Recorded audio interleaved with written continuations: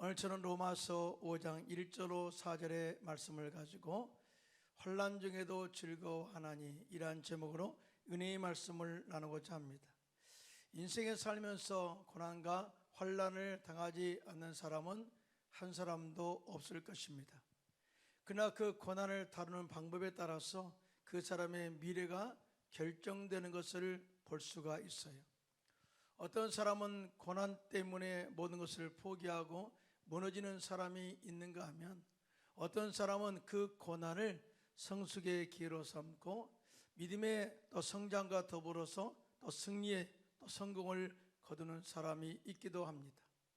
신앙의 삶에서도 평범한 삶 속에서는 신앙의 성숙과 신앙의 진보를 절대 기대할 수 없습니다. 하지만 고난이나 환난이 다가왔을 때 그 고난을 잘 다루어서 인격의 성숙과 성품이 변화되어서 신앙의 근육을 강하게 만들어낸다면 오히려 고난과 환난이 그 사람의 신앙의 성숙을 가져오게 하고 신앙에서도 좋은 열매를 맺게 하는 축복의 통로가 된다는 사실 믿으시면 아멘 하시기 바랍니다. 그래서 오늘 사도 바울은 본문에 우리들이 환난을 만났을 때 환난 중에도 즐거워할 수 있는 영적인 비결을 정확하게 제시하고 있어요.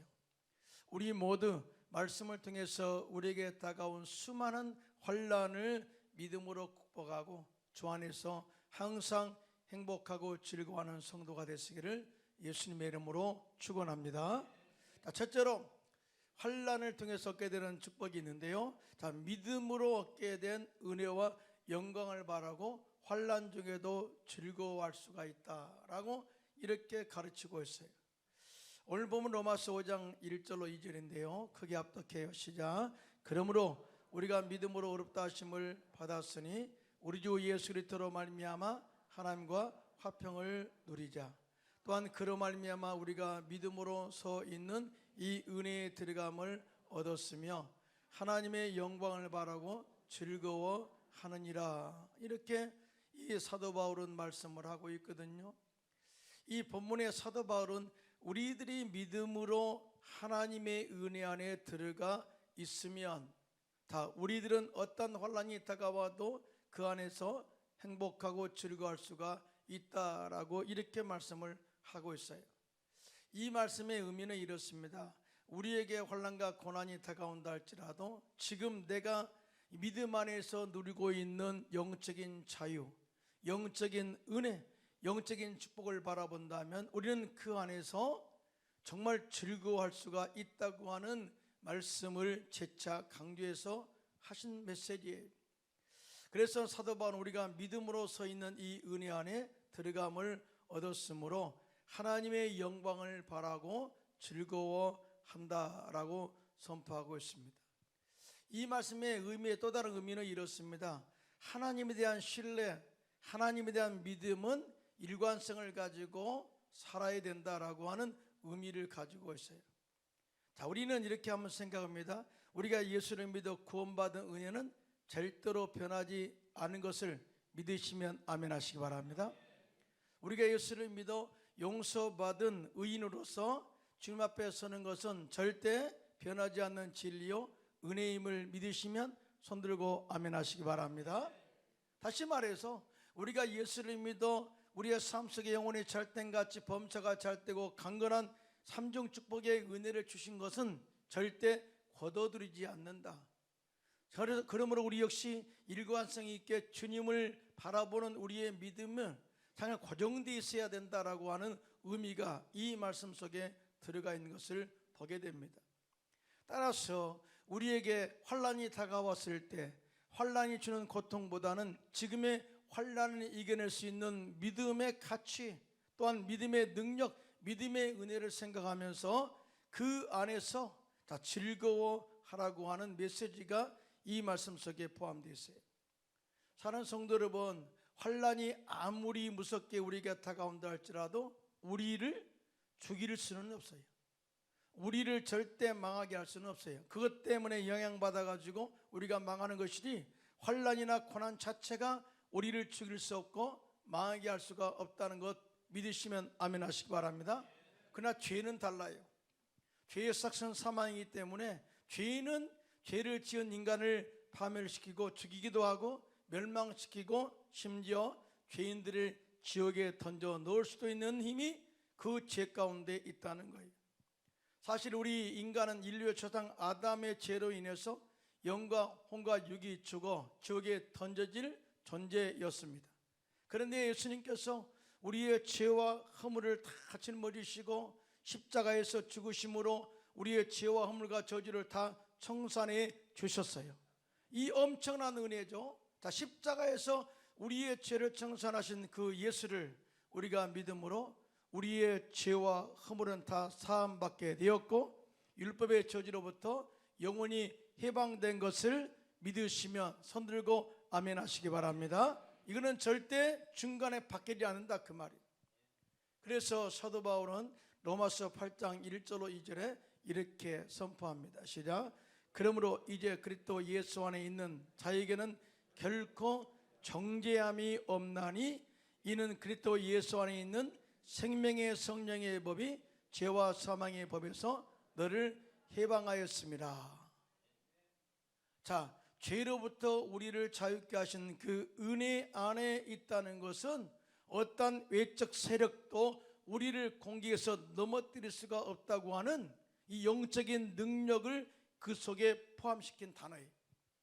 자, 이와 같이 예수를 믿음으로 얻게 된 죄로부터 자유는 마귀의 참소와 공격을 막아내는 능력이 있는 줄로 믿습니다.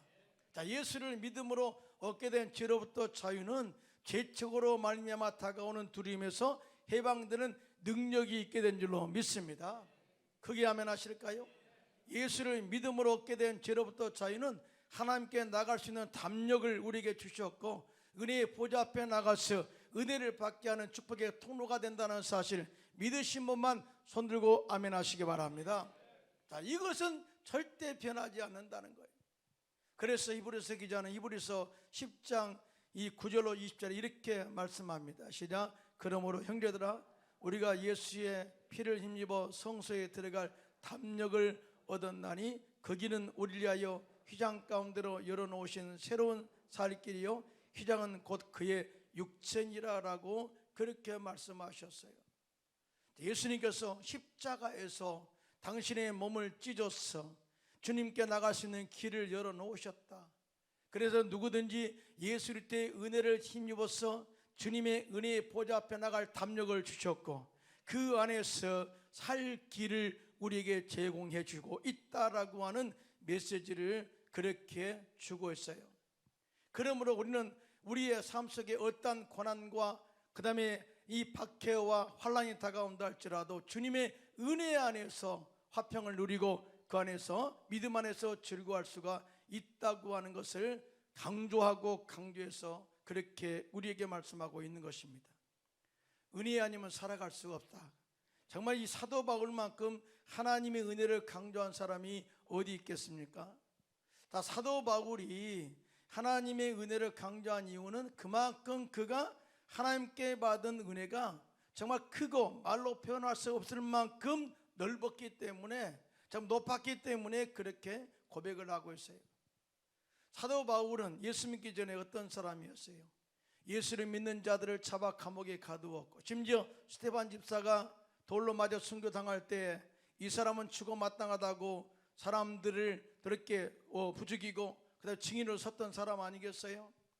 뿐만 아니라 실적으로 그는 예수 믿는 사람들을 예루살렘뿐만 아니라 다메섹까지 가서 잡아가지고 압송하려고 가다가 정말 빛 가운데 주님을 만나고 은혜를 입게 됩니다. 사실은 이 모든 죄악을 보면 사도 바울은 진즉 죽었어야 할 사람 아니겠어요? 그런데 이러한 이 바울을 주님이 빛 가운데 만나서 정말 하나님의 은혜를 쏟아 부어주시는데요, 그가 다메섹에서 하나님의 종 아나니아의 안수를 받고 영적인 눈을 뜨게 되고 유대인과 이방인의 사도로 쓰임받게 되었으니 그 은혜가 얼마나 크고 감사한지 그는 감격해서 이런 고백을 많이 합니다. 내가 모든 것은 은혜로 된 것이다. 할렐루야. 그에 대해서 고린도전서 15장 10절입니다. 시작.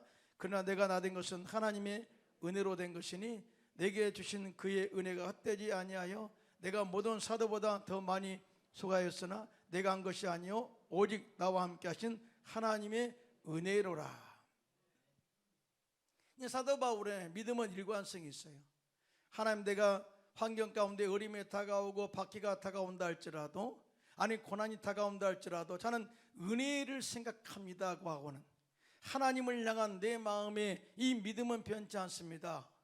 뿐만 아니라 정말 하나님이 내게 값인 은혜 안에서 자신의 존재 가치를 발견하게 되었습니다. 뿐만 아니라 사도 바울은 진짜 이 은혜 안에서 모든 것을 다 환경을 이길 수가 있다는 힘을 얻기도 하였죠.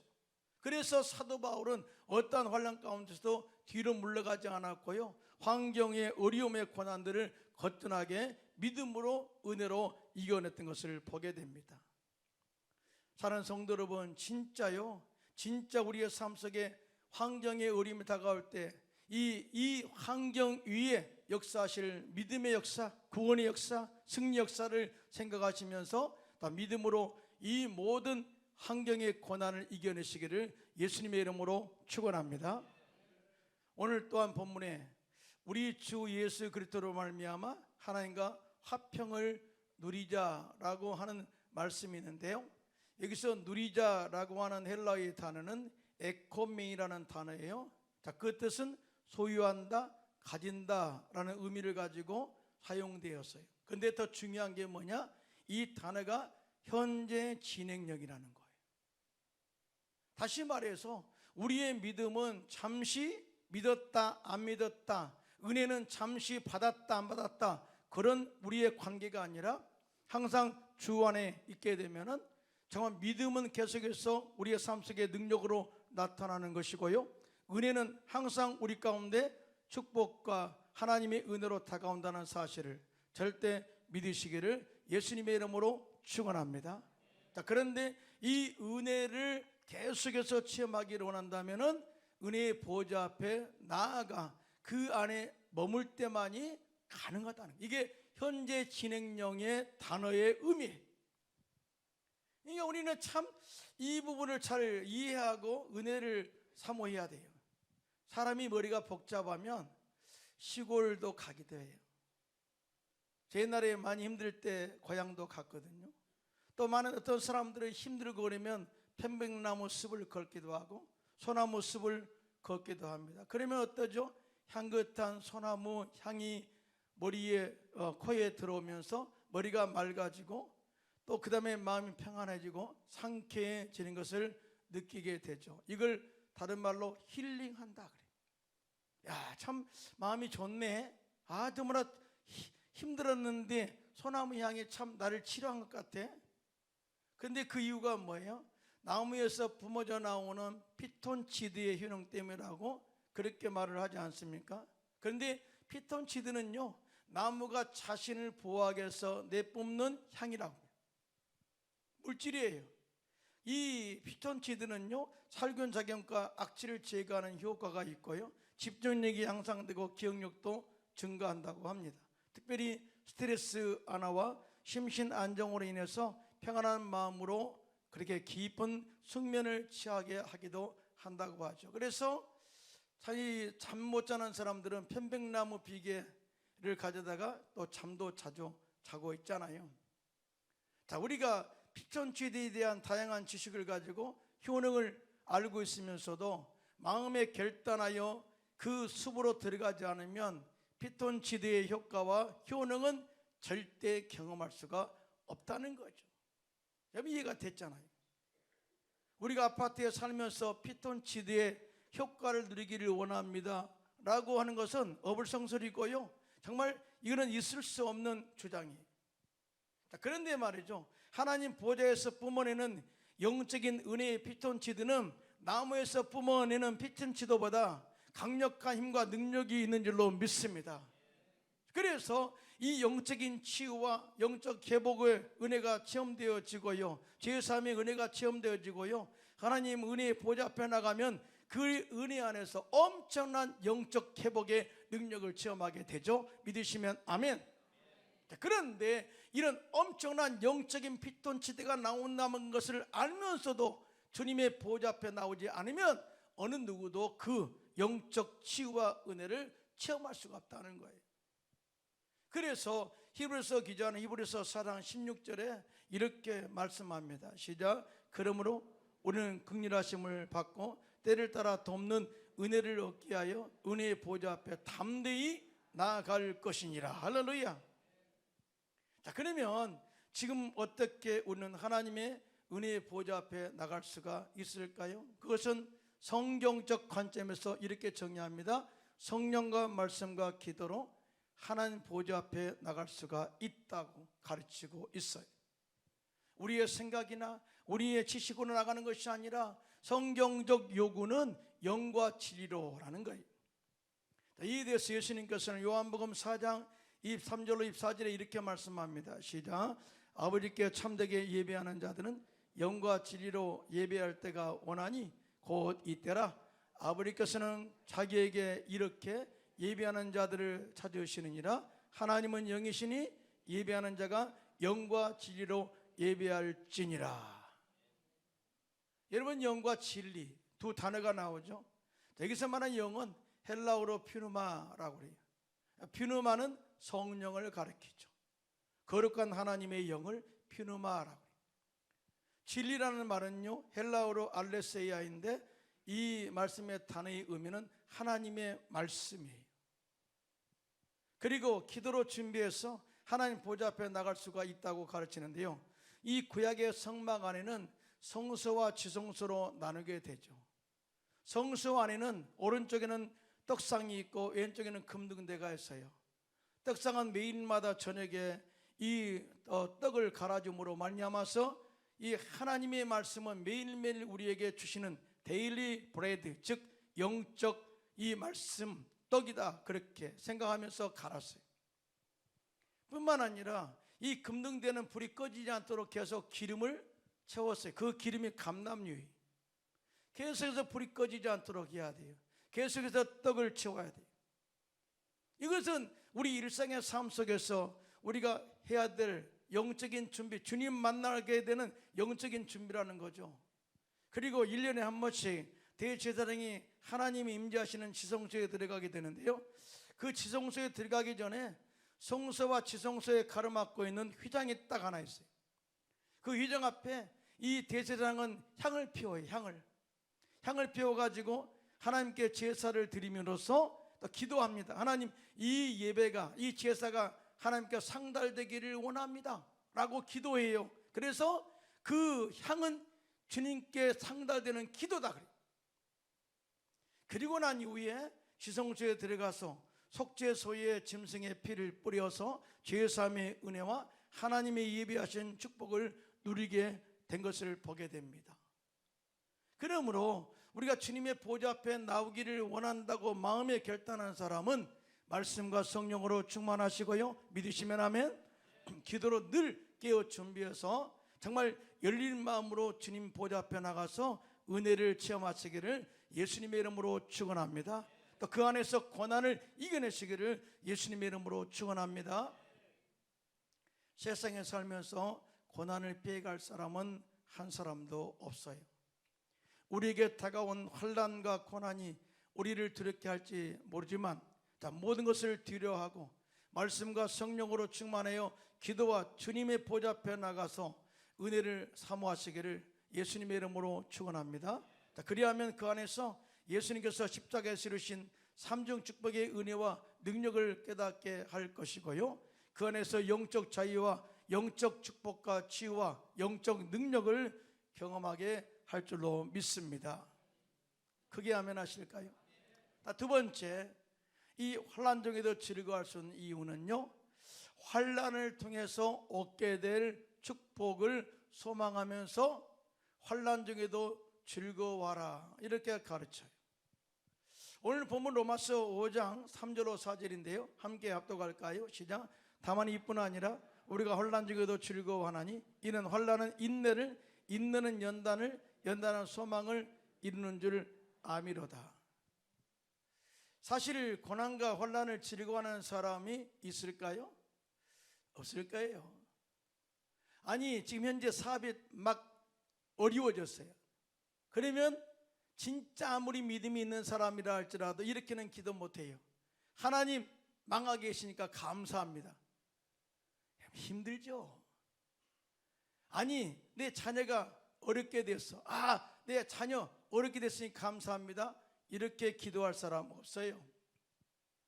환난과 고난은 사실은 우리에게 즐거움을 주지 못합니다. 그러나 또 이런 게 있죠. 하나님과 화평하다고 해서 고난이 면제되는 것도 아니에요. 오히려 예수를 우리가 더 잘 믿고 신앙생활을 올바르고 하려고 하면 더 큰 고난과 박해와 환난이 다가올 때도 있어요.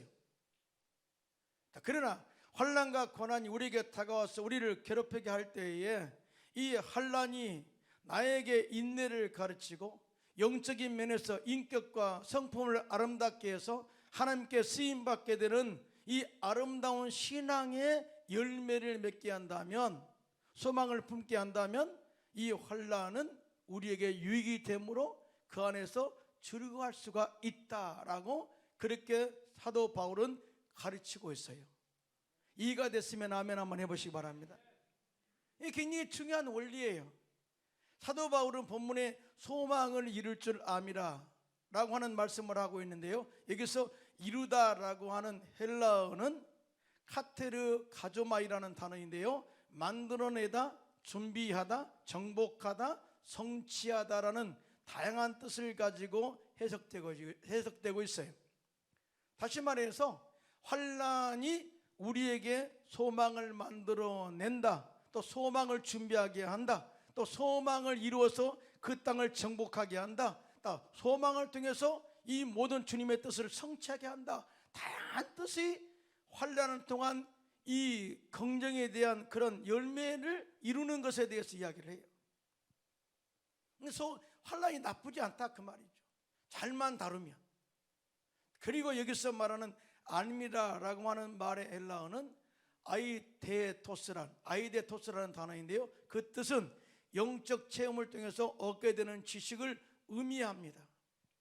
이게 무슨 말이냐면, 우리가 아침에 자고 일어났어, 회사 가고 또 다시 모든 일은 평범하게 일하고 돌아왔어, 다음에 또 가고 그 다음에 주일날 예배 가고 돌아왔어. 자, 그러면 당신이 만난 하나님에 대해서 뭔 체험을 했습니까? 간증을 해보실까요? 그러면 이에 대해서 자세하게 하나님은 구체적으로 나의 삶 속에 어떤 일을 간섭하셨습니다, 도우셨습니다 라고 간증할 그런 거리가 그렇게 많지는 않을 거예요. 그런데 이런 사람이 있어요. 사업이 어려움을 겪었어요. 또 고난의 과정 가운데서 열심히 기도했어요. 주님, 내가 회개합니다. 잘못된 것 뉘우칩니다. 그럴 때 주님이 찾아오셔서 이 모든 잘못의 회개를 받아주시고 인격의 성숙과 믿음의 성장을 이루게 되었고요, 그 다음에 놀랍게도 주님의 도우심으로 그 사업이 회복되어서 이전보다 더 좋게 되었다. 아니, 환난이 없었다면 기도하지 않았을 건데 환난을 통해서 더 많은 하나님의 영적 은혜를 체험했으니까 하나님을 알아도 제대로 알았잖아요. 내가 경험한 하나님은 이런 분이다 라고 담대하게 말할 수가 있는 이 단어, 아미라라고 하는 단어, 에이데토스라는 단어예요. 자, 그러므로 이와 같이 환난을 통해서 얻어진 영적 지식이 성도들의 삶 속에서 확고하게 자리를 잡게 되면 어떤 환난 중에도 미래에 잘 될 것이라는 소망을 품게 하고 하나님의 영광을 바라고 즐거워할 수가 있게 된다라고 하는 사실을 선포하는데요, 믿으시면 손들고 아멘 하시기 바랍니다. 그러면서 사도 바울은 환난 가운데 소망을 이루는 방법을 이렇게 이야기합니다. 자, 소망은 환난과 시련을 통해서 만들어지는 것이다. 자, 저는 거꾸로 이야기합니다. 자, 환난과 시련을 통하여 인내를 만들어내는 것이다.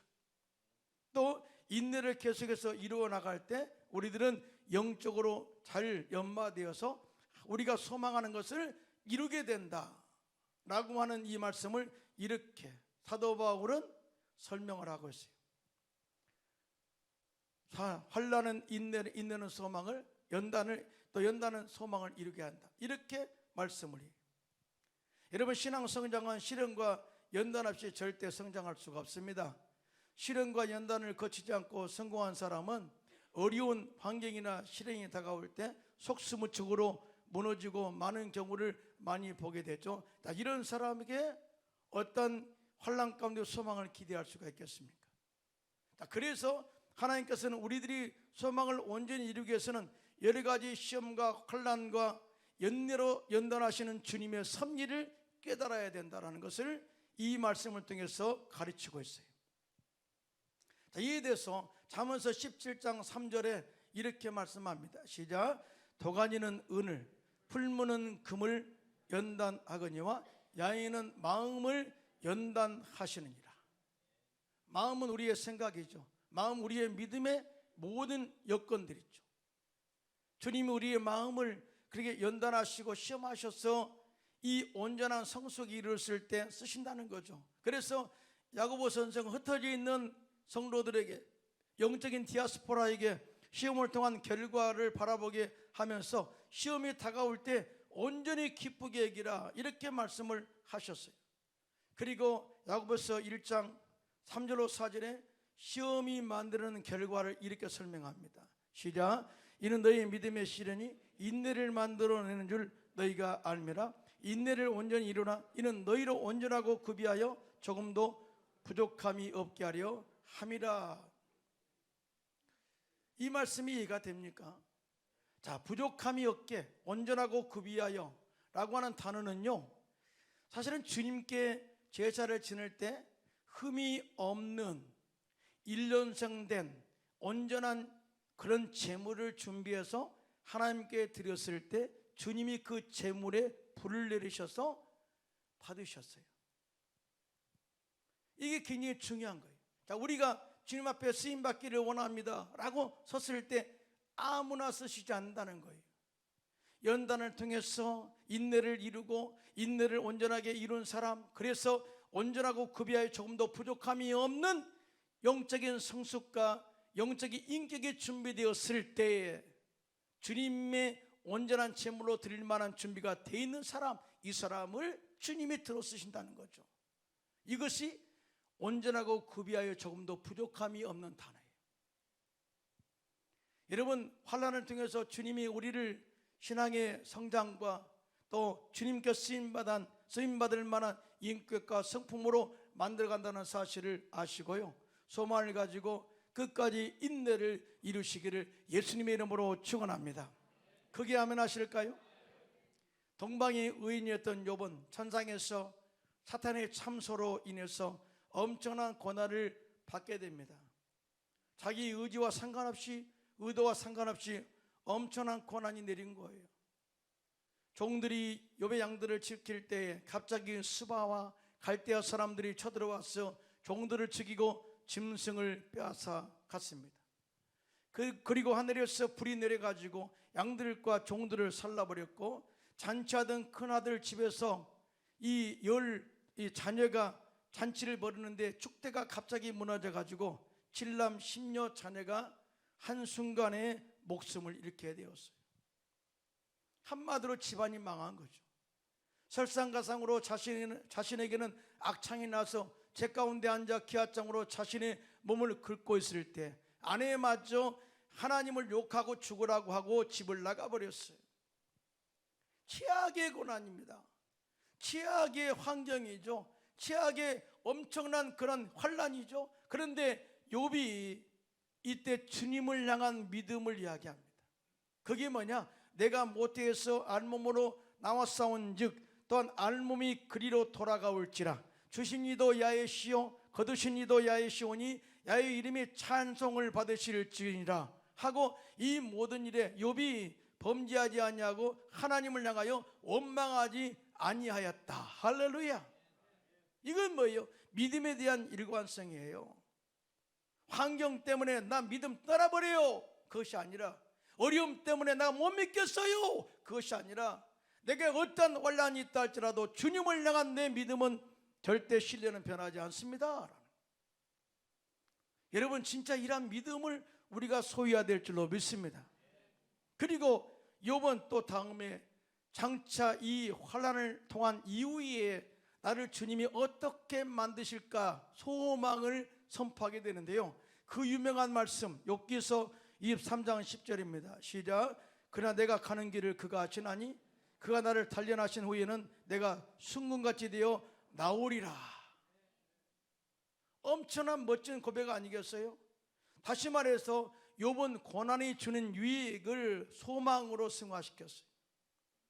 그리고 이렇게 고난 가운데 인내를 이룬 욥을 주님께서 축복하시는데요, 이전보다 2배의 복을 받았다고 증언을 하고 있습니다. 자, 구약이 일어난 사건이죠. 그런데 신약의 야고보 선생은 야고보서 5장 11절에 이렇게 이 고난 가운데 인내로서 믿음의 승리를 이룬 욥을 이렇게 소개하고 있어요. 시작. 보라, 인내하는 자를 우리가 복되다 하나니 너희가 욥의 인내를 들었고 주께서 주신 결말을 보았거니와 주는 가장 자비하시고 긍휼히 여기시는 이시니라. 할렐루야. 지금 우리들은 코로나 후유증과 전쟁으로 인해서 경제적 고난과 마음의 큰 고통과 어려움을 겪고 있습니다. 이럴 때 우리는 환경을 원망하지 말고 불평하지 말고 성령과 말씀으로 충만하여 기도로 하나님 은혜의 보좌 앞에 나가서 그 안에 머물러 있기를 예수님의 이름으로 축원합니다. 그리고 그 안에서 영적 자유와 마음의 평안과 내적 지위를 경험하고 믿음으로 이 어려운 환난을 이겨내며 미래에 잘 될 것이라는 믿음의 소망을 마음에 품고 지금 우리에게 다가온 모든 환난과 고난을 인내로 이겨내는 슬기로운 믿음의 성도들이 되시기를 예수님의 이름으로 축원합니다.